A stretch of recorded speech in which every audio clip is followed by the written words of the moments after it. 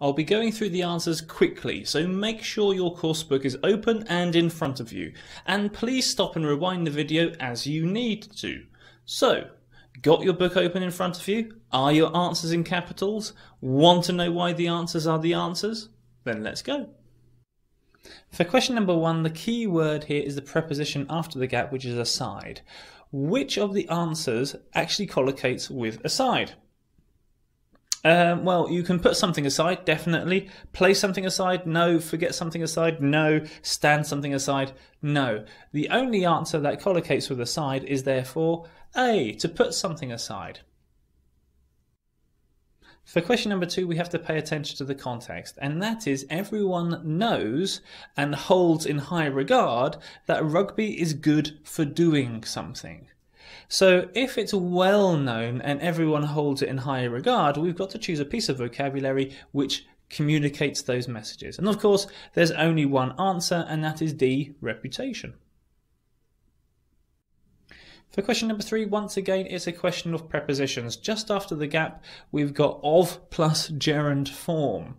So if we have a look at the answers, you are skilled at something, it can't be A. You're competent to do something, so competent plus infinitive, not B. Capable of plus ing, C looks good, and qualified to do, qualified plus infinitive. The only answer can only be C. For question number 4, once again, a question of prepositions. In other words, which answer collocates with. Now here, there's only one answer that does not collocate with, which is handle. You can't handle with something. But the other two of the answers, C and D, require extra words to make those answers collocate with. So you treat somebody with care. Treat somebody with care. Of course, the language pattern that we're given doesn't have this. You concern yourself, so concern plus reflexive pronoun. Of course, there's no pro-reflexive pronouns here, so the only answer can be A. For question number 5, we are talking about time. Lifetime is the thing that talks about time. So we're talking about a very long period of time. So we need a word that not only refers to time and the continuation of time, but also collocates with lifetime. If we bear those two things in mind, there's only one answer, and that is B, to last a lifetime. For question number 6, question of vocabulary and collocations. Which of the adverbs collocates with the adjective successful? Can it be greatly successful, deeply successful? Can it be fully successful or highly successful? Of course, the answer is D. It can only be highly successful.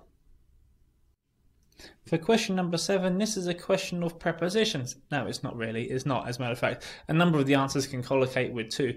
This is a question of collocations, but not prepositions. Rather, verb-noun collocations. And the verb that we've got to take into account is make. What do you make? Do you make dedication, allegiance, commitment, or assurances? Well, you can make a couple of those things. You can make a commitment to something, and you can make an assurance that something will happen. So make an assurance to somebody, maybe, and then you've got a that clause. That structure does not fit the language pattern that we're given here. The only thing that does is C, commitment. For question number 8, if we understand the context correctly, we know that the phrasal verb that we choose has got to mean the same as no longer consider as important, or no longer consider to be influential, or no longer think about something. Which is, if we remember, very close to the idea that we met in question 1, where we talk about putting something aside.